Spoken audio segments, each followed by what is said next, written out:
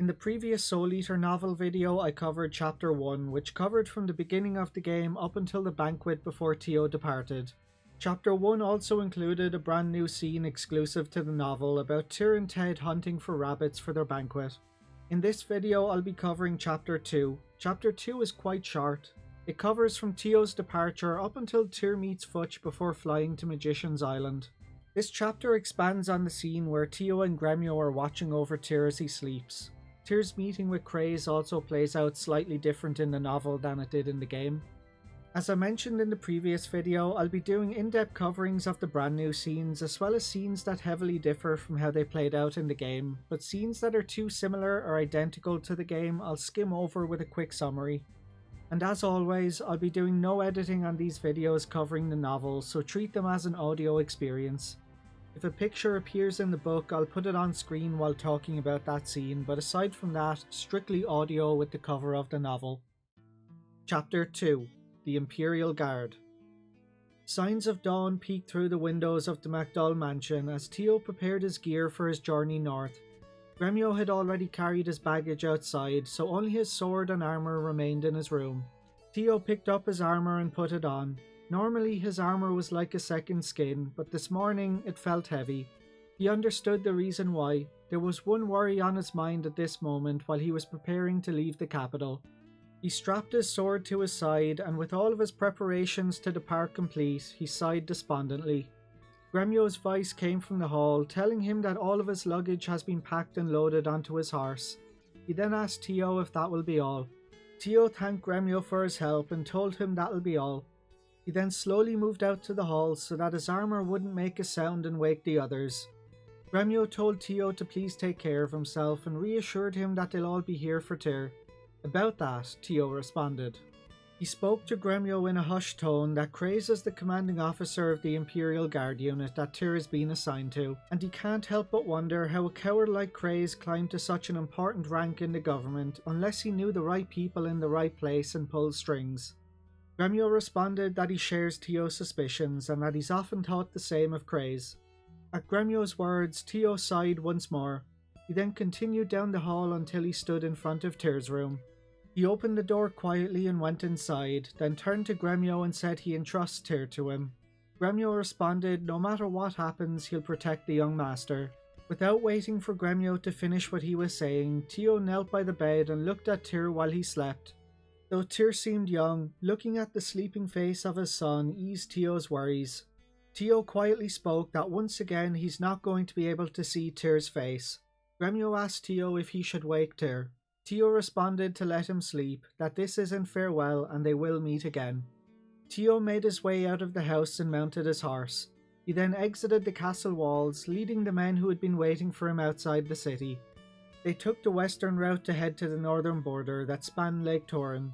While they passed through the meadows, the sun rose from the mountains in the east.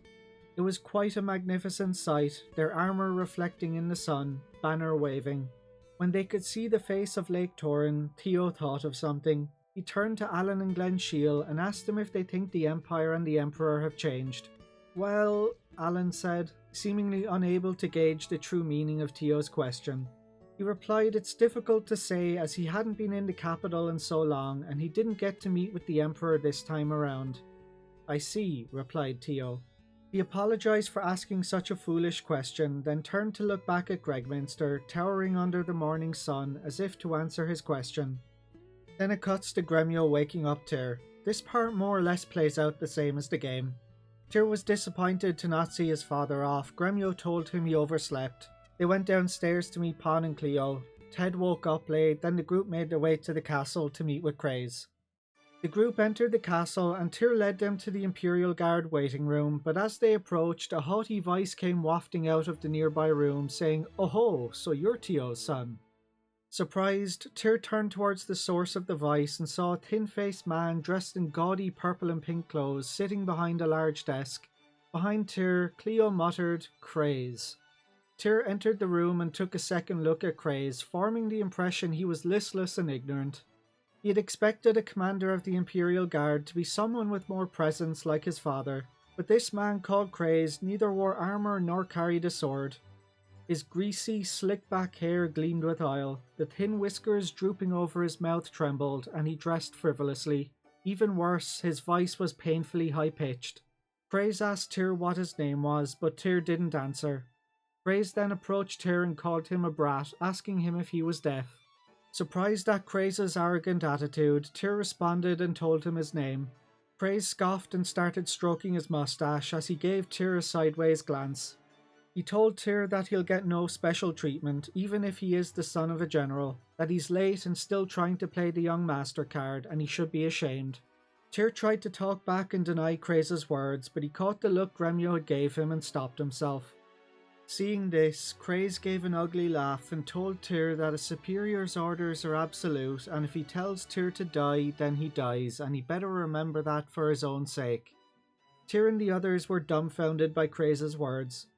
Kraze returned to his desk, and while skimming a document, he told Tir that he's assigning him a mission to head northeast from the castle to Magician's Island. There he is to meet with the astrologer Lady Leknat and bring back the results of this year's astral predications. Casting his eyes downward, Tir responded, "Yes, sir."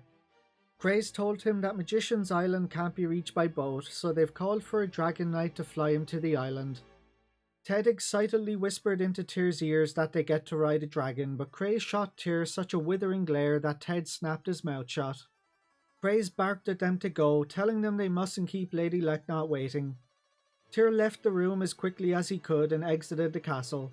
He was about to release a huge sigh, feeling as if his dreams had been crushed, but then Gremio let out a sigh of his own and commented that Kraze hasn't changed. Tir asked Gremio if he knows Commander Kraze, and Gremio responded barely that he's drunk on power and it's embarrassing. Tir tried to comfort Gremio by telling him that they don't need to worry about Kraze, and as long as they do what they're told, even he can't get them in trouble. Cleo chimed in and told Gremio that Tir is right, they don't need to worry about Kraze, that all they need to focus on is accomplishing the mission the young master was given. Pan then said that calling it a mission is a bit much, they're being treated as messengers, and being treated like kids is making his blood boil. Cleo told Pan not to say that, as the astral predications are indispensable to governing the country. Gremio's face brightened up at Cleo's words and commented, with work like this, the young master isn't likely to face danger. Tir had been planning to motivate himself and everyone else by saying a few words, but looking around, Ted was nowhere in sight, but he was with them only a moment ago when they left the castle. Ted's voice could then be heard coming from a short distance away, calling out to Tir that the dragon is over here. The rest of the chapter plays out the same as the game. The group meets Futch, Ted and Futch get into the exact same argument, and then the group climb on Black, who flies them to Magician's Island. And that's it for chapter 2. I think the novel does a much better job of portraying Kraze as the rotten slimeball that he is than the game does in his first appearance. It was also a nice touch to show why Tio thinks so poorly of him, and that Cleo, Gremio and Pan are familiar with his reputation too, which makes sense considering Cleo and Pan both served in the army under Tio. And I like that they showed Tio having some concerns and doubts about the Emperor and the Empire. He sensed something was off. Anyway, in the next video I'll cover chapter 3, which focuses almost entirely on Tir's time on Magician's Island. Thanks for watching guys, and I'll catch you on the next one.